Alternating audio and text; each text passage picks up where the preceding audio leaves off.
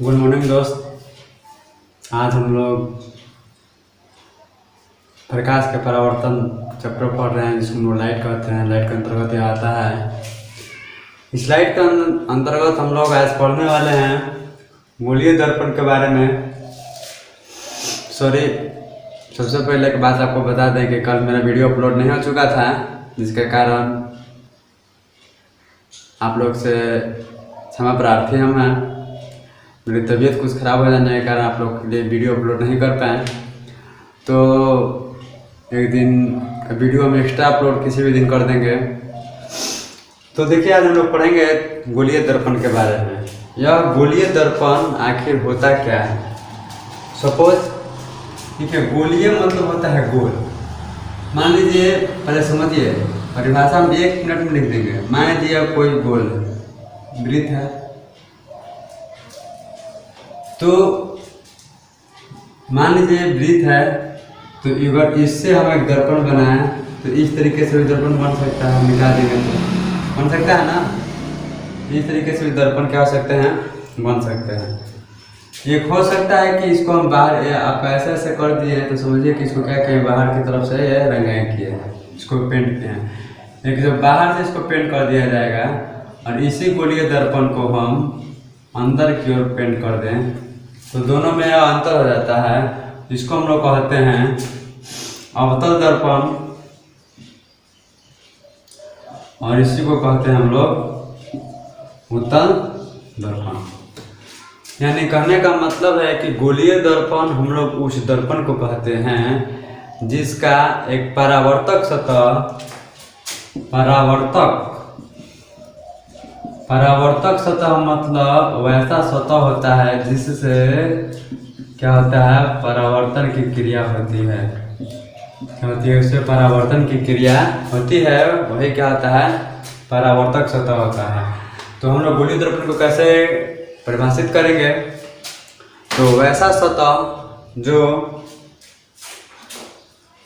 गोलीय दर्पण वैसे दर्पण को कहते हैं जिसका एक परावर्तक सतह एक खोखले गोले का क्या हो, भाग होना चाहिए।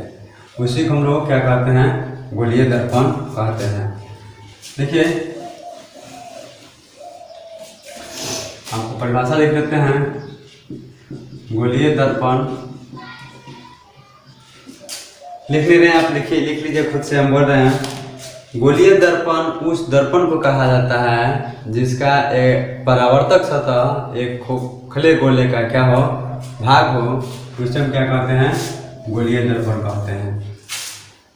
गोलीय दर्पण के हम लोग प्रकार में अगर आते हैं, तो यह गोलीय दर्पण जो होता है आपका 2 प्रकार का होता है। एक होता है अवतल दर्पण, एक होता है उत्तल दर्पण। एक होता है अवतल दर्पण, एक होता है उत्तल दर्पण। इंग्लिश में इसको हम लोग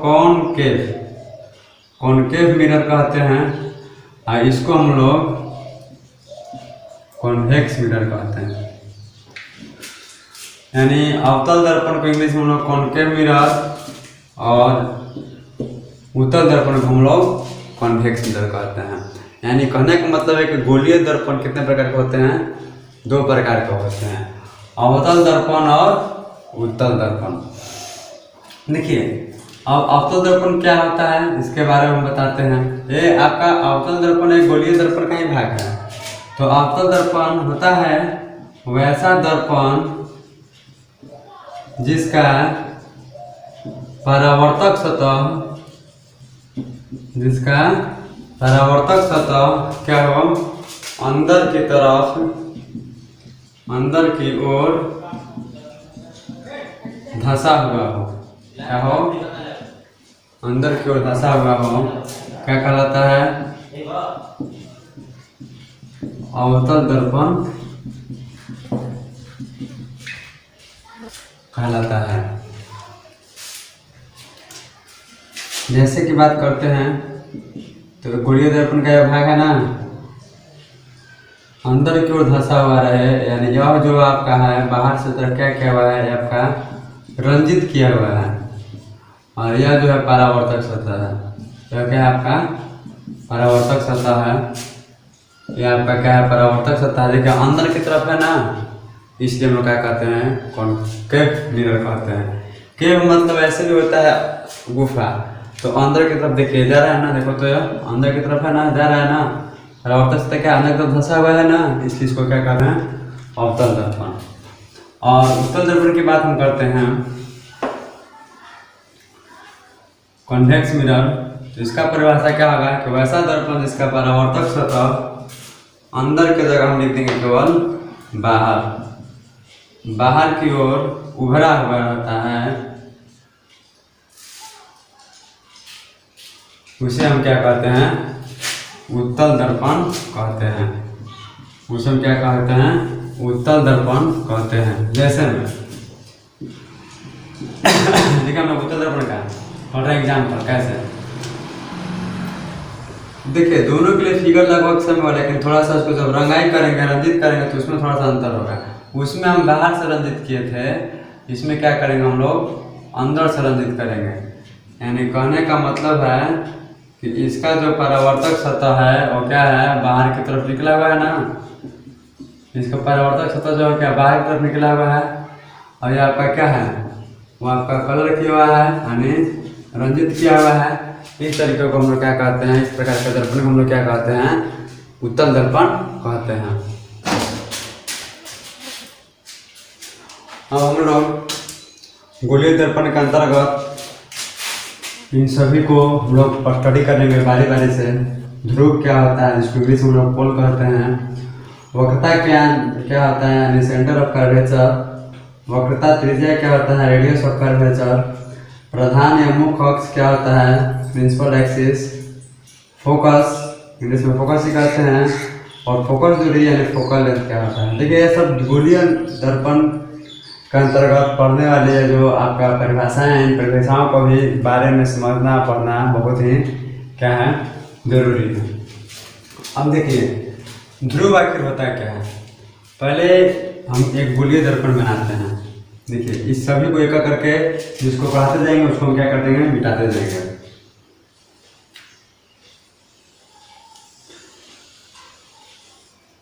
ये मान लीजिए आपका क्या है, गोलीय दर्पण है। इसका जो परावर्तक सतह है अंदर की तरफ क्या है, धंसा हुआ है। ये भी हो सकता है, यानी अवतल दर्पण से लेकर चल सकते हैं हम लोग, और उत्तल दर्पण से भी हम लोग लेकर चल सकते हैं। तो देखिए इस सर्किल को ड्रॉ करने के लिए कहीं ना कहीं क्या एक केंद्र होगा ना, कहीं ना कहीं क्या होगा, केंद्र होता है, और केंद्र से कहीं ना कहीं क्या होती है, कोई एक रेखा मिलती है जिसको हम लोग क्या कहते हैं, त्रिज्या कहते हैं। केंद्र से इस वृत्त के परिधि को मिलाने वाली रेखा को हम लोग क्या कहते हैं, वृत्त की त्रिज्या कहते हैं ना। उसी देखिए वृत्त आपका जितना है ये सब आपका इसी पे आधारित है। देखिए सबसे पहले हम लोग पढ़ेंगे ध्रुव क्या होता है। तो देखिए आपका अवतल दर्पण है, तो गोलीय दर्पण का, इसको मिटाते नहीं है, गोलीय दर्पण का या अवतल दर्पण है आपका, गोलीय दर्पण का एक भाग है। तो गोलीय दर्पण के मध्य बिंदु को, गोलीय दर्पण के मध्य बिंदु के दर्पण को क्या कहते हैं, ध्रुव कहते हैं। मान लीजिए आपका दर्पण है, अवतल दर्पण है, जिसका मध्य बिंदु यानी जस्ट इसके यहाँ से ऐसा ड्रॉ करेंगे लाइन, और इसके ठीक बीच में जहाँ होगा इसको हम लोग क्या कहते हैं, ध्रुव कहते हैं। और ध्रुव को हम लोग P से दिखाते हैं, किससे दिखाते हैं, ध्रुव को हम लोग P से दिखाते हैं। यानी ध्रुव का परिभाषा कैसे दिया जा सकता है, गोलीय दर्पण के मध्य बिंदु को हम लोग क्या कहते हैं, गोलीय दर्पण का ध्रुव कहते हैं। और इसको कैसे दिखाया जाता है, P से दिखाया जाता है। ठीक एकदम बीच में क्या होता है, अवस्थित होता है। वक्रता केंद्र जिसको हम लोग सेंटर ऑफ कर्वेचर कहते हैं। देखिए वक्रता केंद्र जो हम लोग नॉर्मली हम लोग वृत्त में केंद्र कहते हैं, उसी को हम लोग गोलीय दर्पण में हम लोग क्या कहते हैं, वक्रता केंद्र कहते हैं।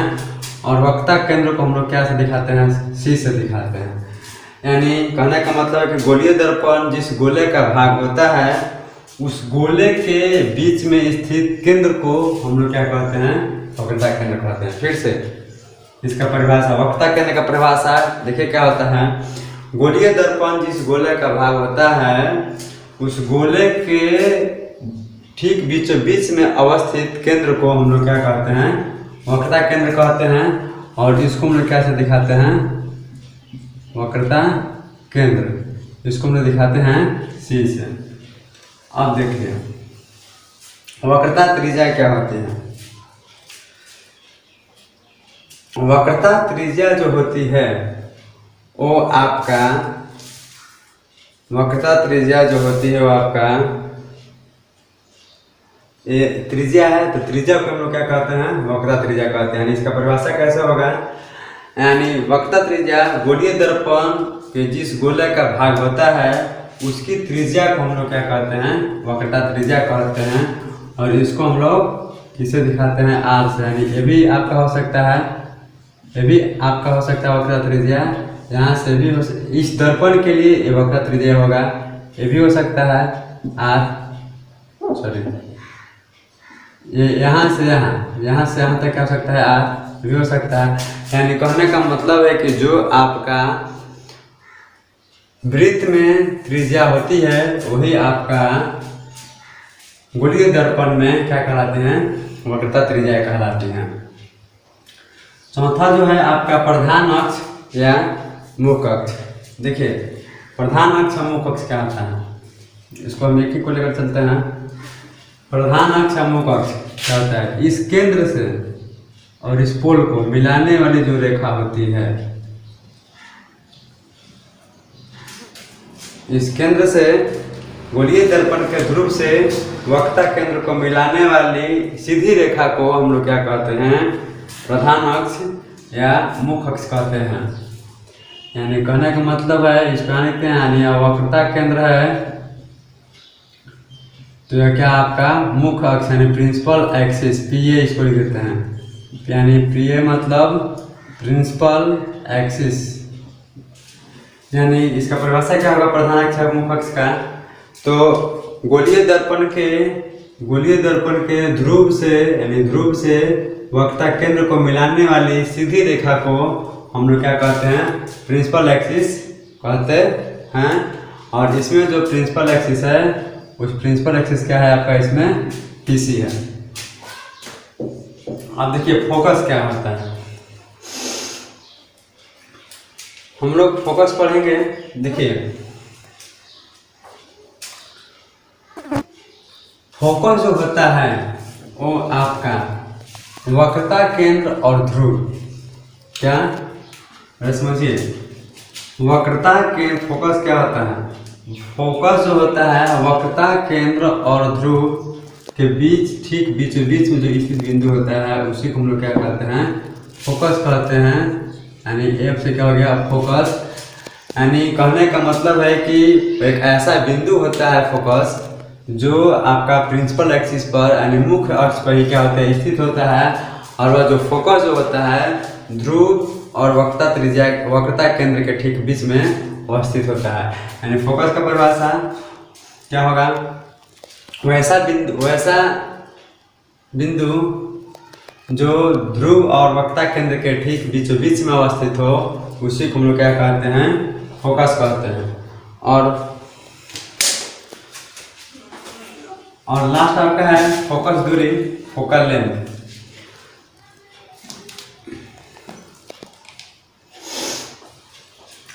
फोकल लेंथ जो होता है वो क्या होता है, देखिए पहले समझा जाए। फोकल लेंथ क्या होता है, फोकल लेंथ यानी फोकस दूरी, यानी ध्रुव से फोकस के बीच की जो दूरी होती है, ध्रुव से कहाँ से, ध्रुव से फोकस के जो बीच की दूरी होती है उसी को हम लोग क्या कहते हैं, फोकल लेंथ कहते हैं। यानी F से लोग जो P होगा उसी को हम लोग क्या कहेंगे, FP जो होगा वो क्या होगा, फोकल लेंथ होगा।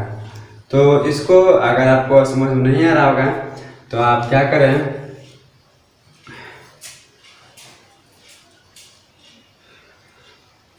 आप उसको वीडियो को रोक कर बार बार देखें तो आपको समझ में आएगा।